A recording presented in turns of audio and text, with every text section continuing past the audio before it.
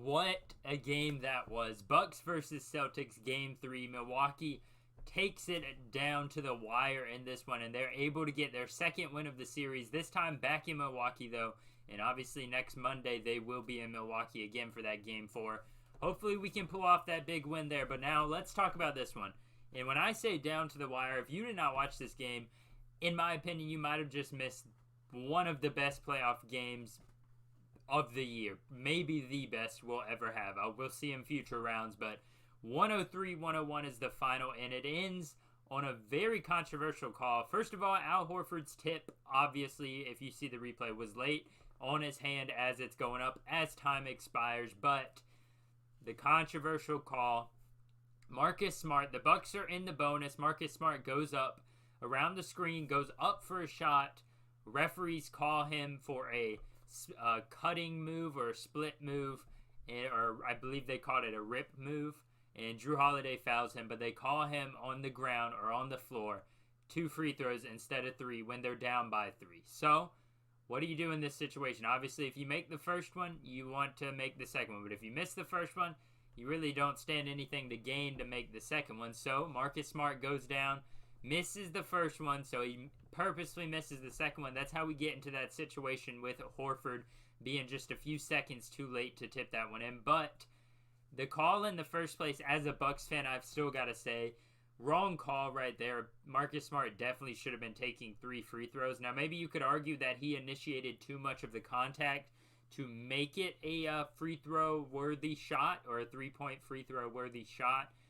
That's one thing I guess you could argue, but I already know the relationship between the Bucks and the Celtics it's been wearing thin for a while now, and no matter what happens at the end of this series, I have a feeling it's finally going to just split in half. We've taken them down, once or twice now in the playoffs. They took us down a while back in the playoffs as well, and one of our first real good years where we started coming up.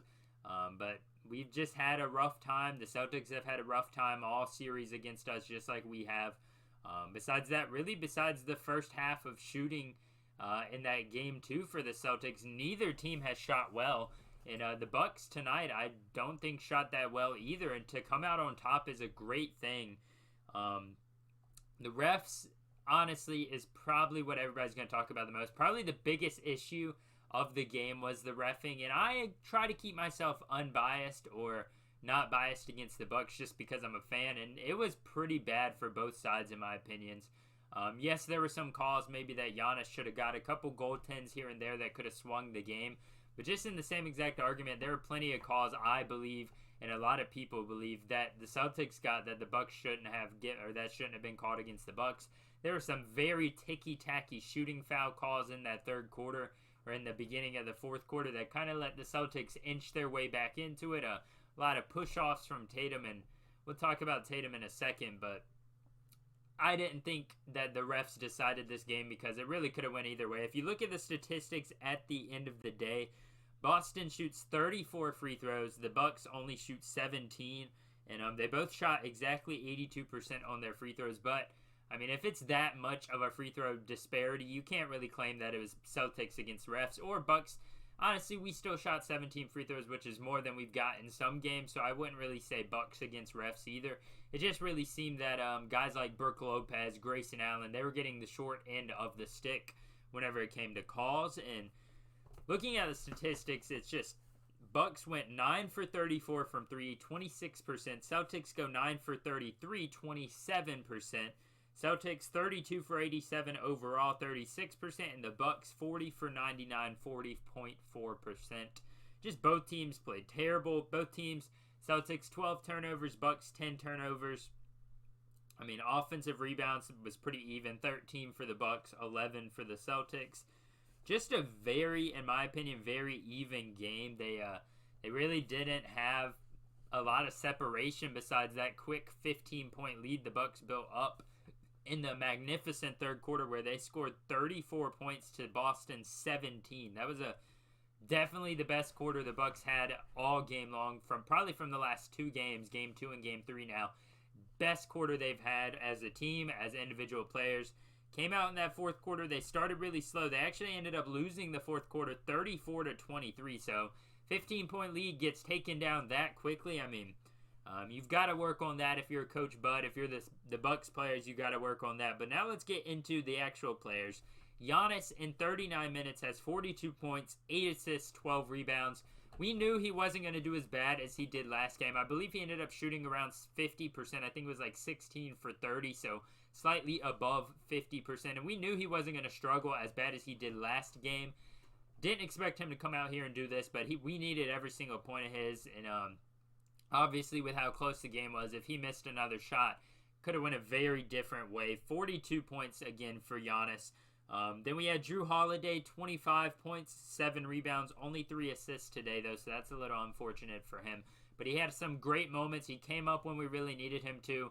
And that hook shot late in the fourth quarter basically sealed the deal, gave us a 103-100 lead.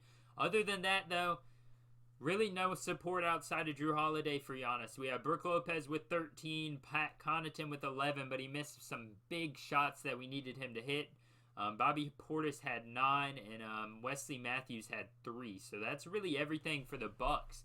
Celtics-wise, Al Horford had himself a game, 22, 16, and 5. That's point, rebounds, assists. Al Horford, everybody looked at him last year thinking it's over. He comes to Philadelphia, doesn't work out, sends him to Boston, and he has revitalized his career. Honestly, it looks like maybe he should have never left Boston because he has really become one of the best defending big men left in the playoffs. I'm not going to say in the NBA, but left in the playoffs. Him along with Grant Williams, they are really impacting how Giannis can play, in my opinion. And it's a great strategy when you've got those guys and the bodies they have. Robert Williams had a solid 10, 5, and 4 game. Jaylen Brown really showed out today. 27 points, 12 rebounds, 4 assists. Marcus Smart, 9, 2, and 2. And off the bench, Derek White, very quiet, 14 points, but as a Bucks fan, I respected the minutes he gave them. He did have a good bit of free throws that added to that 14-point tally, but at the end of the day, he was, he came out, he provided energy, which is what they needed. But Jason Tatum, 41 minutes, he scores 10 points, 1 rebound, and 3 assists. And as a Bucks fan, I loved it. Our defense was hounding them all game long. Wesley Matthews played some magnificent defense on Jason Tatum all day. Jrue Holiday got on him a few times. Despite the size difference, you guys know how great of a defender Jrue is. He put him on an island. He locked him up. Jason Tatum started forcing things. He wasn't passing as well as he did last game, which I love to see. And really he was probably our third best player there. He allowed us to take that 2-1 lead in this series. And if we can continue to defend him like we have, or at least let him and Jaylen Brown switch when they want to be good, because Game 1, Jaylen Brown was bad, Jason Tatum was good, we win. Game 2, they're both really good, shooting well, we lose. Now Game 3, Jaylen Brown does really well, Jason Tatum doesn't do well at all, so we've got to at least be able to stop one of them, it seems like, to even squeeze out a win. But turnovers, offensive rebounds were a big problem all night for the Bucks. We really need to iron some of that stuff out. But no matter that, we take a 2-0 lead. Monday night, back in Milwaukee. If you're at the game as a Bucks fan, you got to be loud. We need that home court advantage. This is a tough series. And honestly might be the toughest we have if we win this game, or in this series, if we get it to the finals. This is probably going to be the toughest series we play, in my opinion, with how hard this Celtics team plays. Hopefully next game the refs will be a little bit more consistent for both sides. Comment down below what you thought about this game. Did the refs favor one side or the other? What do you guys think about Jason Tatum? Can he bounce back? Hopefully not, but how do you guys think he'll bounce back next game? And make sure to hit the like button and subscribe if you enjoy these recap videos. And as always, thank you guys for watching this. Thank you guys for being on my channel at all. Makes me feel so excited to see you guys just loving my videos and supporting my content. So thank you guys.